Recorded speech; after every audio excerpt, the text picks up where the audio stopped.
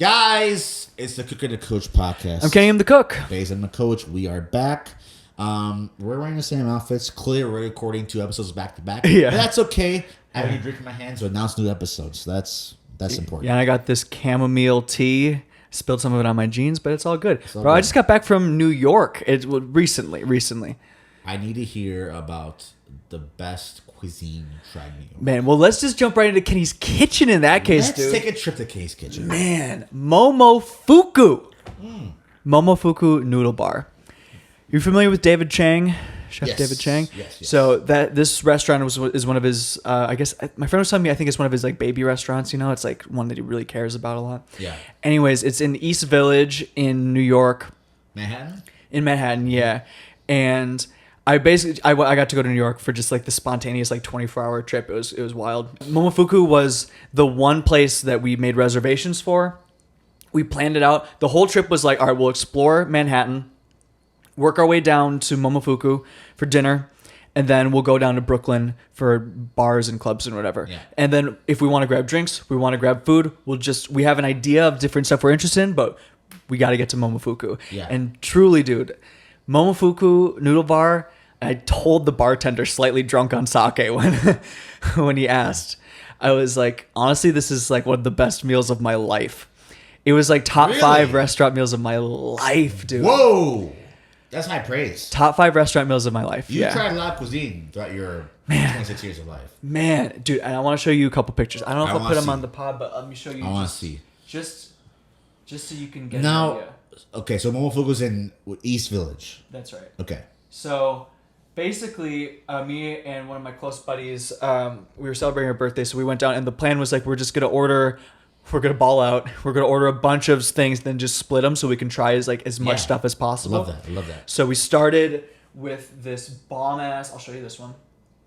So this bomb ass kimchi. Yeah. Amazing kimchi, which is like fermented cabbage.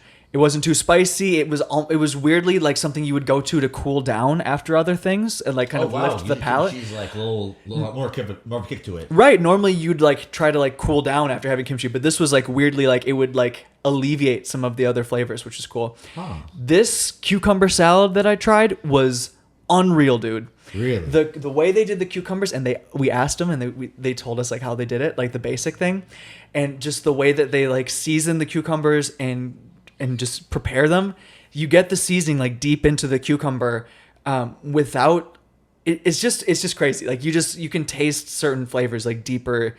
It's just cool. It's just very cool. Yeah. So that was a fucking sick cucumber salad. That was so cool. And the radish that they had, those little like red radishes, if you look close, I'll kind of show. So they had like peanuts. They had Szechuan pepper, I believe. I think. Don't quote me on that. And then they had these red radishes that were literally like, it was like you put a bunch of red radishes in like a giant's hand and he just like crunched them. And so there were just like these big parts of radish that were in there. And they were like this really crunchy, like cool texture thing. Okay. Really cool. It had peanuts. Anyway, and little bits of shredded carrot. Fucking sick, dude. Love that. They had these chicken wings, which were like just immaculately cooked chicken wings with this like spicy little sauce. You had little bits of pepper and scallion. Oh, they were so perfectly cooked. It was. I like the presentation too. I know, and the way that I think they probably seared them at the end, just to get. You can kind of tell like right here. That's probably what they did. Yeah. Awesome. Dope. Those are really good. And then I think there's one thing that we didn't get a picture of. These steam buns were unbelievable. No, what am I seeing here? What I believe they did is they had this kind of like, they have this steam bun that's really like soft and like a little cloud. Yeah. And I believe, I hope I remember this correctly. They like seared it probably on a flat top or like on like a little pan just to get a little caramelization on the top and bottom. You can't really tell. But that, and then on the inside you have this, was it oyster sauce or something else? It was this good like little Asian sauce. I believe there was some pickles in there, some scallion, and then this pork belly that absolutely just like melted. So basically this whole steam bun, it was just like, it would evaporate into your being as you would eat it. But it's like meat. Yeah. But it would just like, it was crazy. Mindfuck, dude. It was so good. Yeah. I'm sure I'm butchering a couple of the ingredients, but I can refer back to the menu later. unbelievable. Looks incredible. One of the best things I've had. And then this was really cool. So this ramen we got, so we split that too. What's cool about this is my buddy and me, we grew up, I think if I had to guess, I think we had like somewhat different, like our moms cooked us like slightly like different cuisines, and we had different meals growing up that like we would remember. But what was crazy is when we both tried this, we were like, this is something my mom would make. And they're like, yeah, me too. Wow. Crazy. It was crazy. So yeah, it was like a ramen dish that somehow both of us from like different backgrounds, like we both grew up in Minnesota, but just like in terms of cuisine, like we both were like our moms would make something like this, or it tastes like something our mom would make. So they tapped into your childhood psychology. Crazy, bro. Whoa. So good. These are mind readers. Man, and then the only other thing, I don't have a picture of it here, but I sent a drunken message to David, actually. I was like, bro, we have to come here. I was on like my Anthony Bourdain shit. Yeah. I was like, bro, this is an amazing spot. I sent him a picture of the this is how badass they are, dude. So Momofuku has their own sake. Yeah. On the bottle, it's like Momofuku like sake that they like have made for them. Cool. Yeah. It's crazy. And it was really first time I've ever had sake before. I've never had it. Never had it either. Yeah, it was good. It was good. Things. Yeah. I was pretty drunk, so I actually couldn't have much. I was like, I really can only have a few of these. Yeah. But yeah. Oh, dude, we balled out. It was so fucking good. Am I forgetting anything that we ordered? I think that was pretty much it. I don't. It's a solid meal though. But yeah, we just split that up and just tried it, and like we made most of the way through. It was so fucking good, bro. That looks amazing. Oh, but anyways, I bro. I pork belly shit with the You would love that shit. Was it oyster? I'm really trying. I'm racking my brain trying to remember what that sauce was. What was the sauce in the middle? Was it an oyster sauce? Or was it like an Asian like this is what's killing me. I've made something like this. Eel sauce almost. No, I've literally made something like this at the restaurant before, so I'm kicking myself that I can't remember what it is. Is it? It might be. I want to say it's oyster. I'll look it up later. Literally, let's look it up now just to see, because they actually might have it on the menu. So did you find out how they did the pork? Like why was why was it so tender? Did they use like banana leaves, or what they use to make it so tender? I don't think it was banana leaves. I'm not sure. I haven't really cooked with pork belly, so I'm not the one to ask. It seems like they seared it at the end. You can kind of tell with that. Yeah. But my guess would be a slow cook. I've never cooked pork belly before, so I'm not sure.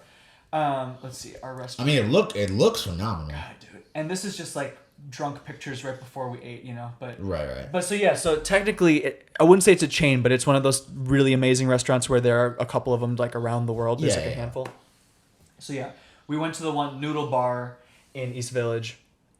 Let's see, Hoisin. I think it's Hoisin. Okay. Hoisin. I can't even say the thing right, but that's what it is. That's what they used for it. And it was cool because I've been cooking like in like a type of Asian cuisine the past like year and a half, and it was cool to like recognize some of the flavors and like know some of the things to look for. Yeah. So, and it was cool going with like a chef buddy, because like she really knew how to like ask like, oh, what did you like use to make this and that? Like it was like you could like communicate even better. It sounds Momofuku Noodle Bar. Please, if you go ball out, if you go have a great time, it was so good. Definitely would recommend. So love it. That's what I got for Kenny's Kitchen. Next time we go to New York, yeah, I have a connect for you. Okay. To like some of the best restaurants in New York. Oh, really? Like a celebrity connect. Really? I'll tell you after the show. All right, sick. Like, all right. Yeah. We'll talk about it. We'll talk. That's awesome, bro. All right. Yeah. But do we want to hop into Coach's Corner? Guys, let's go to Coach's Corner. 2022 is over for you motherfuckers. Listen. I've dealt with injuries, setbacks a lot the last several months. Yeah. I've been off my shit. Yep. 2022, it's over for you motherfuckers. Ooh. I got 2 meets lined up in March. Ooh. Another event of sorts lined for June. I won't disclose on that right now. Ooh. I got some things tucked up my sleeve. Okay. Those short sleeves. Listen. Let's just say. All right. There's a new era, a new time is coming. Damn, bro. So. Damn, dude. Listen. Bro, you're really that guy who's like next year, dude, you're gonna get demolished. Like that's the shit you talk. Every year, bro. The beginning of the pandemic, what did I say? I'm just basically the same thing. You want to see some shit with my powerlifting. They did. Did they see some shit? They saw some shit. They saw some shit. Did I beat a big influencer in a certain competition that I'm not going to name? Oh. Maybe. Are those some subtle shots that were being fired? Shots. Let's just say I came to do what I came to do. Ah. Okay. I came to do what I came to do. God, bro. All right, bro. Squatober. It's currently week 3. By the time you guys hear this episode, it'll be week 4. How's Jess doing, by the way? Jess, let's just take a minute. He's not here or whatever. He knows I feel this way about him. I'm so fucking proud of Jess. He has completely, like, changed his physique. He is, like... Really? Literally 3 times stronger than he was when he first started training with me. Whoa. When was how recently? He's been training with me for the past, like, 2, maybe 3 months. Oh, wow. Okay. He's completely changes his body.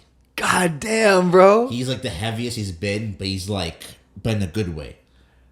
Bro, we gotta have some, like, transformation pictures to show off on the show. If he's down, I want to do that. He couldn't even bench a plate before we started working out. Now he's doing it for, like, reps on reps on reps on Let's reps. go, dude. Same That's sick. Really? He could barely squat, like, a plate and a half, and now he's, like, repping 225 like it's nothing. Let's go, Jess. Like, his body looks different. Let's go. Like if you see him, like, his clothes are fitting differently. Like, he has, like, really? He has, like, shoulders now. Let's go, dude. Let's fucking go, Jess. He's the...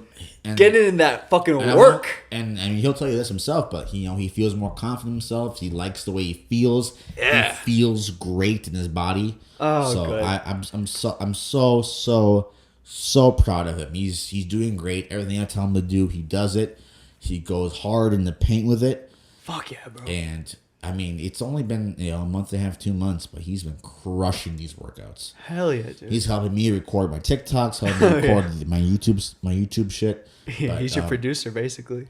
But I mean, and I'm helping him, giving him tips on the side, helping him train. Yep. He's crushing these workouts. God damn, dude. Yeah, let's see some. I want to see some, like, transformation. We'll have him on soon. We'll talk about it with him. Yeah. Sick. Yeah, he's absolutely killing it. As far as me right now, this is the best I felt literally since like March, April. Really? Oh wow, this is the best my body has felt. That's a big dip, bro. Long shot. That's like half of the year of a dip. That sucks though. That's a long time to feel like that. But you're back though. Yeah, I'm back. That's good. I'm back. You're back. I'm back. Fuck yeah, bro. I'm back. You're back. I have the next. Technically, I've through next year playing as far as training cycles and stuff. Okay. So it's kind of cool to like have like I know what I have to do and it's already laid out in front of me. Right. Like I also have to like plug in like the actual numbers and stuff. Like I have everything laid out for me for the next like 7-8 months. Right. It's kind of like cool. Like yeah.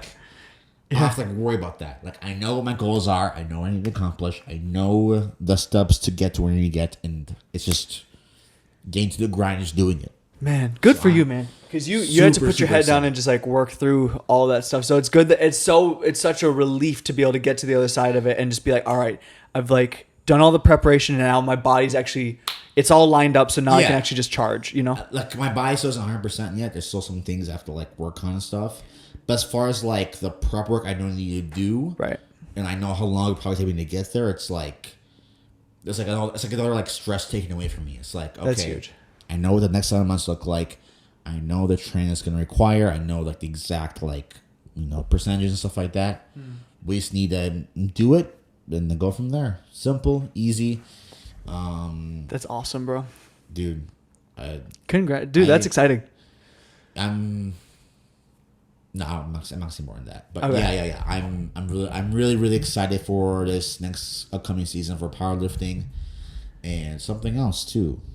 I'm gonna be competing in. So I think the next 5 months will be a very transformative period in my life. I even think I know the next 5 months will be a very transformative period in my life, and I'm genuinely looking forward to putting in the work and actually accomplishing what I want to accomplish. So that's huge, man. Yeah, that's fucking huge. Yo, guys, Instagram at Cook and Coach Pod, TikTok Cook and Coach. You can find us on YouTube at Cook and the Coach Podcast.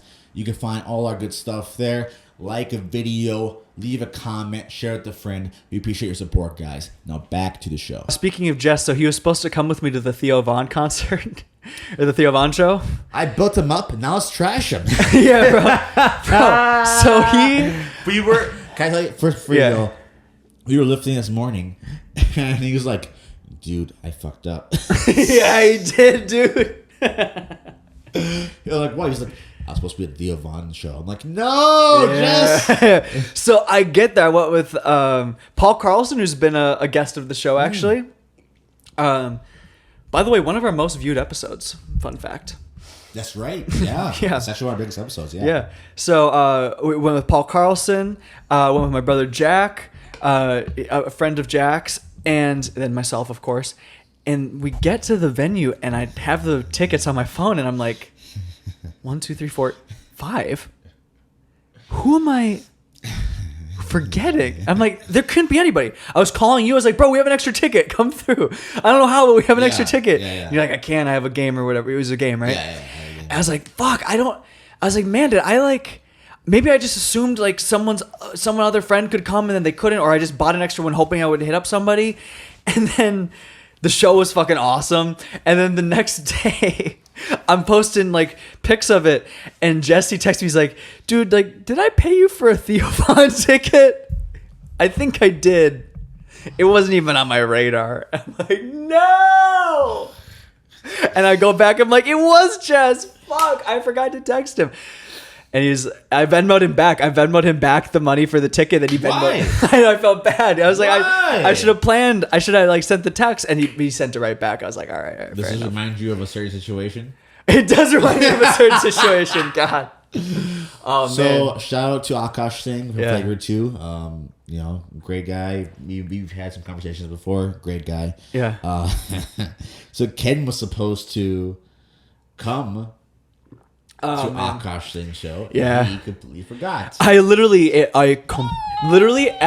that day is when I started putting things in my calendar, like social things in my calendar. Like pretty much from then on out, I've put things in my calendar. That's how bad I felt. I would just remember. I would just be like, oh, I texted someone. I was going to meet up with somebody. Speaking of Jess, I'll just remember it. He's texting me saying he can't work out tomorrow. Fuck him. Come on, Jess. Let's trash him more. Let's just trash him. God, bro. Let's trash him more. Keep going. Well, I was just going to say, after that point, after I forgot that, I felt so bad that I literally, like, if I have a date, if I just am going to grab a drink with a friend, if I have a bachelor, anything that I have that's social, it goes on the calendar or I'm fucking up. That all happened pretty much after I missed this show. I felt so bad. I was literally just sitting on my couch at home. I didn't even have anything going on. I was just like chilling with my family, like just a spur of the moment thing. And I'm like, my phone's blowing up. And I'm like, but I didn't even notice at first. It was because it was like on mute or whatever. And then eventually I pulled out and I'm like 5 missed calls from Baeza, like 10 texts, all caps. I'm like, the fuck? What are you talking about? I was like, and then I was like, oh no. Oh no. I felt fucking awful, dude. At that point, it was like way too late. It was like 5 minutes before the show started somehow. And next you were like, I Venmo you for the money. And I was like, for lack of friendship. Oh, the dagger. The dagger. Like, for friendship. Bro, I'll either put it on social or on the pod or both. But I got to meet Theo Von. I got to meet the Rat King. That's crazy. Crazy, dude. How tall? About as tall as Paul, I would say. Oh, okay, so he's not that short then. No. So I mean, he says he's like about 6. He says he's a average height, but he's not. That's not even true. He's above average. He's like around like 6'1" or so. Really? Yes, I would say like 6'6". He was about Paul's height. He was like my height.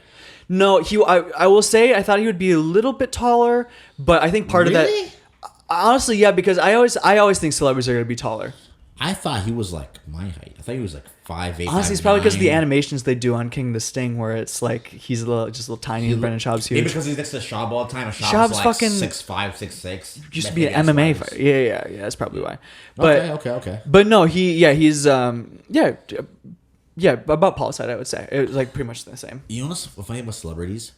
They're either way taller or way shorter than I expect. Really? They're never what I expect them to be. You're off about that? Because you've seen a lot of celebrities, and some celebrities I'm like, oh, like you're way, like I saw G-Eazy. Oh yeah, 6'6". Oh yeah, fucking giant. Yeah, huge. He walked by me one time at the Timberwolves game. It's crazy. I met Gary V. Yeah. Fucking midget. Yeah, real 5'3". Not exaggerating. Bro, he's got a Napoleon complex for sure. I was like, it's never what I expect. Yeah. Never. Ray Lewis. Yeah. Way shorter. Really? 5'10". Really? Wow. Because I always think that people are gonna be taller. He's so like wide and thick, but height wise, not that tall. Really? Yeah. Reese Jones-Drew, literally at 5'5". One that you told me that I was very shocked about. You said that Justin Timberlake was like my height.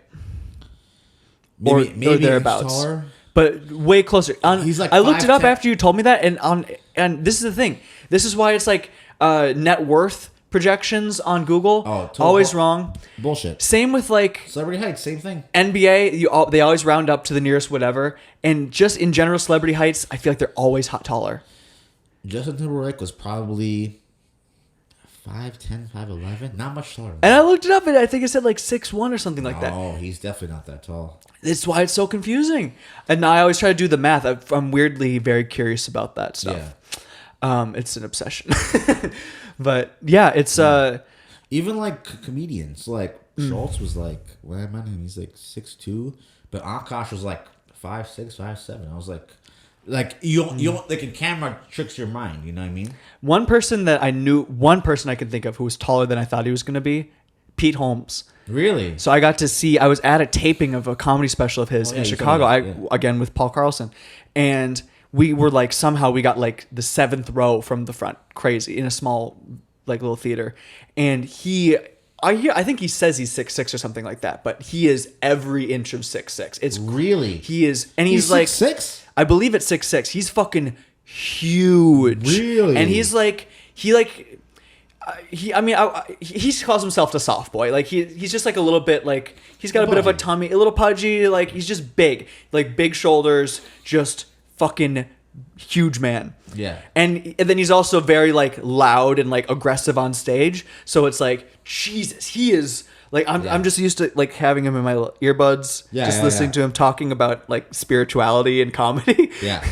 And then just like this fucking giant, crazy. That was the one person I can remember. I haven't seen that many famous people. I saw Floyd Mayweather once, and he was dressed like he was on safari. I saw him too. Yeah.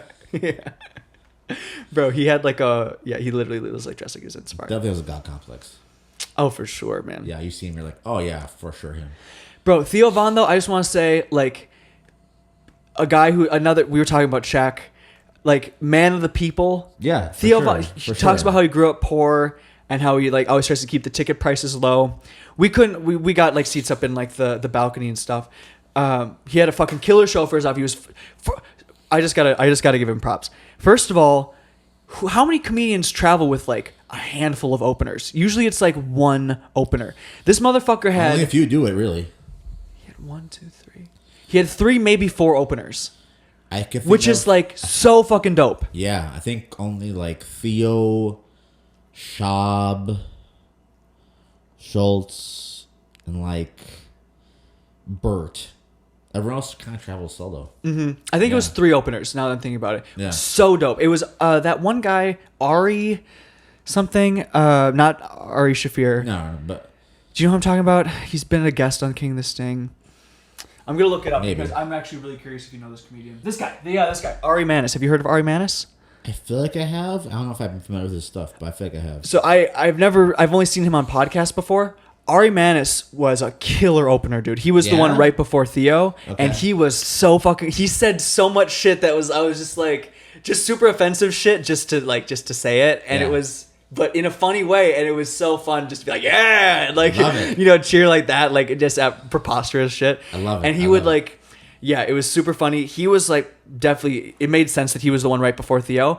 But me and Jack were talking. I was like, man, like it's tough. It'd be tough to follow him because it's like, man, we were like tired out, like laughing from all three of the other.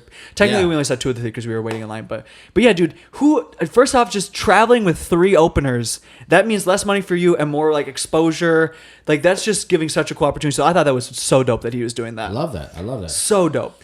I know Nikki Glaser does the same thing too. She'll bring like her whole crew out and stuff like that. I think it gives more respect to the comedian who does that, who like brings their whole crew through rather than just bringing one opener and just being like, it's all about me. Yeah, and it was fun too. It gave it a little bit more of like it's a vibe. It's not like it's just about me. It's like a show. You know? Yeah. And I honestly wish that more people did that kind of thing. Like, I know maybe for music it would be a little harder because you have to set up all the instruments and stuff, but even having like 2 openers for music would be so cool.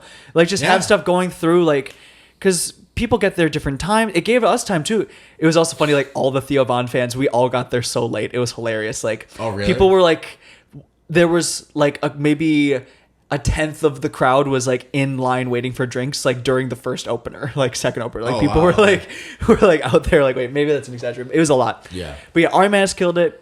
And then Theo, fucking killer show, so funny.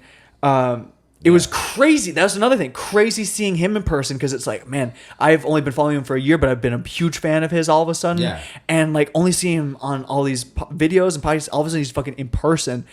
Such a weird feeling. Super cool. Yeah. And then at the end of the show, they pulled up the lights quick, like right after he finished, and someone like in the front kind of was like, hey, can I get a picture? And he like laid down on stage and took the picture with them. And bro, that was like, you know, like when they drop like a piece of meat into like a shark tank. Man, sharks. Everyone, sharks, bro. Everybody came down to like see. And maybe a lot of people just filed out because they were doing their own thing, but literally, bro, he took pictures with hundreds of people. That's insane. Right after performing a theater, Pantages Theater in Minneapolis. That's when it was a real one. Cause he took the man time of the people, dude. To take a picture with everybody. And he was honest, man. I heard him at one point say, like, someone asked like how he's doing. He's like, he like said how he felt like the show went a little bit like from his perspective, and then another person was like, oh no, it's fine. Like I wasn't expecting to like take all these pictures and stuff. He basically said that, but not in a rude way. He was just being honest, like about how he was feeling emotionally or whatever, or just physically like kind of tired. But so he literally took draining, for sure. He took pictures with hundreds of people afterwards. I literally probably 200 if I had to guess. Insane. So we saw that like some people doing pictures, and we just went down from the back, immediately got in line, and we were so nervous. All 4 of us were all so nervous. Oh yeah, of course. Jack was first, and he like went in for a hug for Theo Von and said that because he was literally just so frozen. He just like went up in for the hug, and Theo Von like ribbed him a little bit, like he gave him a nickname and like gave him a book recommendation. It was awesome. Really? And then, bro, I got nervous, and I was like, oh hey, like I went in for like the whatever. Oh yeah. But I was like, oh hey, what's up? I said like, hey chef, or like yes chef, under my breath. I don't know why. But that's what I said when I said hi to him. I said like hi chef or yes chef. What? And I don't think he heard because I said it really quietly. I was like, fuck, man. I was like, God damn it. Yes, chef. I was like, fuck. I don't think he heard. And I was like, fuck it. I'm sure someone did. Someone certainly did something more embarrassing than I've been. I don't even think he heard. But anyways, it was just so crazy meeting him. Don't sweat it. We got a selfie with them. And then I went in for like another hug. We were all so nervous. Paul got a selfie with just him. That was sick. But you know what? He's so used to that.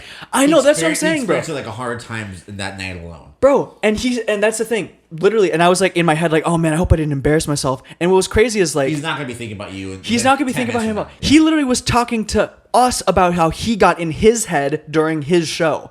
So there's no way that he's caring that much about how we acted to him. And what was crazy, what was even more comforting is like when we left, me and Paul and my brother, we were all like, man, that was so insane. Like we fucking met Theo Von. Like it's so insane. And each of us would like occasionally bring up like, man, like I tried to take the selfie with him and my phone wouldn't go for a while, then it locked, then it went again. Like I hope he like didn't. And then each of us had that, and then the rest of us would be like, oh, don't worry about it, dude. Like he has to deal with that so many times. Did you see that other guy? Like he had to like do this or whatever. Like it's fine. He doesn't care. Exactly. It was so sick, dude. See, That's fucking awesome. Man of the people, fucking killer Great show. Experience. One of the best comedians in the world, Theo Von. He was, totally.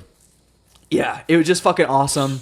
So yeah, the Rat King himself. I just was so crazy. Like just the fact to see him in person and then literally just gear shift. All of a sudden, oh, we're about to meet him. Oh shit, we just met him. What the fuck? We just met Theo Von. We have a picture with him. Yeah. Crazy. So Crazy. awesome time, man. This whole fucking the past 3 weeks have been a blur. I've met so many new people. I've been in New York. I've got that fucking food. I've had like birthday party. I just met so many new people too, which has been great. That new job that's been going good. You've been living. Bro, I've been busy as fuck, but it's been really good. You've been living. Man, so it's been great, man. It's been fucking great. Guys, you know the deal. Chill Botanicals. The Delta 8 THC gummies. This is the real deal, guys. I'm telling you. I actually love both these products. This is also the CBD, the energy blend, the broad spectrum CBD. I take this in the morning right here. Sorry for my day. Before I get my lifts in the morning with Jess, I take this in the gym every single day like clockwork. Helps me out, gives me that energy, helps me stay focused in the moment.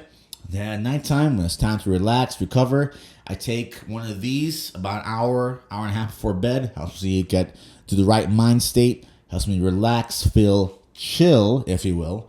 And so get ready to get that sleep and recover. So both these products available at chillbotanicals.com. Hit the link in my bio on my Instagram. Use the code BAZE20. Again, that's BAZE20 for 20% off your order. Go to chillbotanicals.com. Pick up your CBD, your Delta 8 THC gummies. It's a real deal, guys. Go check it out. Do we want to talk about Squid Games real quick or Dave Chappelle thing? I haven't seen either Squid Games or the new Chappelle show or Chappelle Special on Netflix. Should we talk about it until you see them?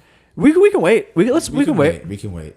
Let's wrap up the Theo stuff. All I can say is Squid Game. Listen. Real change of energy here. You know how like girls are talking about like The Handmaid's Tale and like how it was like too like close like the real world? Yeah. And all guys, including myself, were like, nah, whatever, just roll it off. Mm-hmm. Squid Game, I feel like all of us are like, this is all too real. Really? Like, I don't know anything about it. Real. I literally know nothing about it. I'll have to watch it because I've heard it's 9 insane. episodes. Hour long? Half hour? 4 or 5 minutes each. All right. You gotta see it. I'll definitely watch it. It's not like the greatest show of all time, or whatever, but what it is a cultural event that I think if you want to be plugged into the culture of today, you need to watch. Sure. Yeah, for sure. So I'll probably watch Squid Game, and I'll definitely watch the Chappelle Special. I can't say that.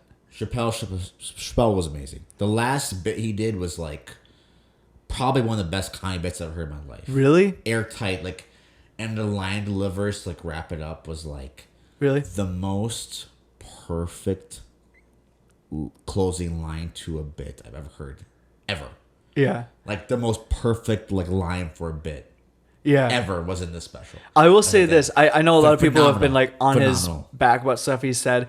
And I saw Sam Morril doing like crowd work, and someone was like, talk about Chappelle getting canceled. And he's like, Chappelle's not canceled, dude. No. Like, if he's canceled, he'll be performing where I'm here. performing. You saw that too. Yeah. He was like, he's selling out arenas, and he just sold that special for like 20 mil or something like that. Yeah. It's like, he's fucking fine. He's not canceled. No, he's not canceled. Yeah, definitely not. But I'm excited to watch it.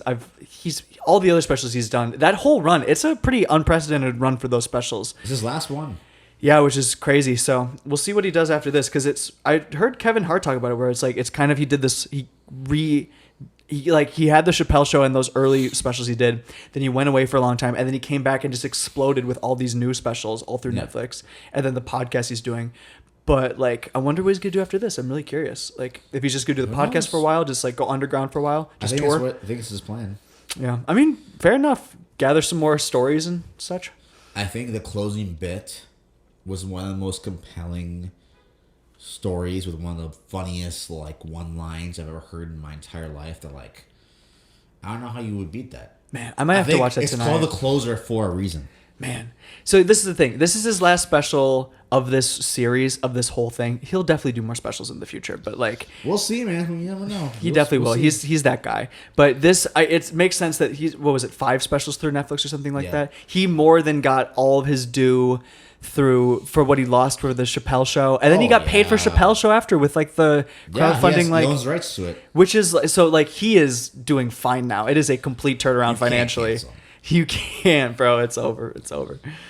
But and I think people who, well, I think you'll get this when you see it, but like if you're mad at Chappelle or you're trying to cancel him right now for things he said in special, you didn't watch the special. Yeah, that's the thing. Because like if you like actually watch and listen to what he was saying. Yeah, I don't know how a rational human being could be mad at what he said. Right. Everything was said was like perfectly said. Right. He crafted every argument like perfectly. I'm thinking of the Bill Burr thing where it's like, I'm forgetting the Bill Burr thing. The Jerry Seinfeld thing where it's like you're tap dancing over laser beams. That's like what he does so well. You know what I mean? It's like that's totally a big thing. Oh, and then the Bill Burr thing of like you're going to a comedy show. The context is laughter. Like the point of it is laughter. Yes. You can't just suddenly go look at it like all of a sudden you're making statements. That's kind of the thing. Although Chappelle now has kind of moved past strictly comedy, he's now become a social commentator. But he's earned that position in our world. I know what you're saying, but you know what I mean? But you're still at it's a comedy special. Ultimately, is my point. It is, and he has a lot of jokes, definitely in the first half. But second half, he definitely gets more serious and dives into like the meat of like the context of the conversation that's happening today. Yeah, that's where it gets a little confusing. Where you like, there's long pauses with less laughter, but when there's a laughter, it hits. But yeah, ultimately, it knocks you over the head. Right. Ultimately, if the podcast is in a comedy genre, if you're doing a comedy special, that's the main point. If you dip into other things, it's, you can be expressive or whatever, but like the point of it is to entertain it, to make you laugh. Right. And it's still very entertaining, in my opinion. So anyways, I'll have to watch it. I will watch it. Let's jump into Talk of the Town. Talk of the Town. This one just made me laugh. This one was Australia. Australia's been maybe the most strict of all of the lockdowns. Yeah. And so this was just a clip from the Australian, like some local news channel where they're talking about like interviewing someone who just got to like go out and about and like see friends again. Yeah. Residents in regional towns are just happy to be out and about. I'm out here with all my friends. We're getting a lovely brekkie burger and that. It's just, I'm unstoppable. Bro, I'm unstoppable. I love that too. I like his energy. And I was Australian accent too. I'm unstoppable. Unstoppable. The thing about getting older is consequences exist. I used to be able to wake up in a guy's bed, in my own pee. Oh. He has to get new sheets. I can't pee for weeks. What? But I would be able to go to class the next day. Now, well, I'm going out for the night, so I made a baseball cap with a habit scorecard where I can track my good decisions and bad decisions, so I can't run away from my indiscretions. If I get too many on the bad side, then I have to pee in someone's bed. What? That's all right. So, what's the difference between going out at 26 versus going out at 21? For me, biggest differences you've noticed. To me, the biggest difference is I like to have Pedialyte in the fridge, and that's the biggest difference. Just the preparation before to make sure I'm hydrated. There's definitely more prep work when you're in your late 20s versus early 20s. Definitely. Definitely more prep work. Look, that's the biggest one by far. What about you? I think that just like make sure like I have water in my bed when I get home. Yeah. Making sure like I have food for the next morning when I'm hungover. Yeah. Also, the amount I can handle when I drink. Oh yeah. I could drink till the cows came home when I was in my early 20s. I'd be fine. Mm-hmm. Now, if I have more than 4 or 5 drinks, over. I'm done. Bro. I cannot operate the next day. Well, you're drinking less. You're drinking less. I'm also drinking less. That's true. That's probably the biggest thing. I have noticed for me, it's another big difference is because I'm drinking less. Now, when I do have a certain type of alcohol, I notice the effect of it differently because it's not all just a fucking hodgepodge of just all sorts of drinks at once. So for me, I've noticed that beer, I'm not as much of a fan of as I used to be. Really? In general, I can get more drunk off of it in a certain respect, and I feel worse the next day. Really? Yeah. Interesting. Yeah, it's not as good. I mean, I'll definitely do it. It won't stop me. But I've noticed I'll prefer like a liquor or you know, something like that. That's the biggest one. But yeah, that's kind of the biggest difference I've seen. The biggest two. 22, 23, I could drink whatever. Yeah. Mix whatever, have whatever. have however much I want to. Yeah. I'd be fine the next day. Yeah, you just got to put in more effort, man. You're not on that growth hormone. We've talked about. You're not on that growth hormone anymore. That's the difference. If I have 5 more drinks, forget it. This is what being an adult human is. Next day is not happening. Look, next day is not happening. You're not on the growth hormone anymore. You gotta actually do some effort to handle the poison in your body. That's just what it is. That's what it is. It's just what it is. If you guys think that you have stuff that you want to see us watch, you can DM it to us. Either you can message to us on TikTok at Cook and Coach, or you can send us like reels. Also on Instagram at Cook and Coach Pod. So send that shit, and we'll have more shit to react to. Guys, that's the episode. Thank you for watching. We will see you in the next one. Peace.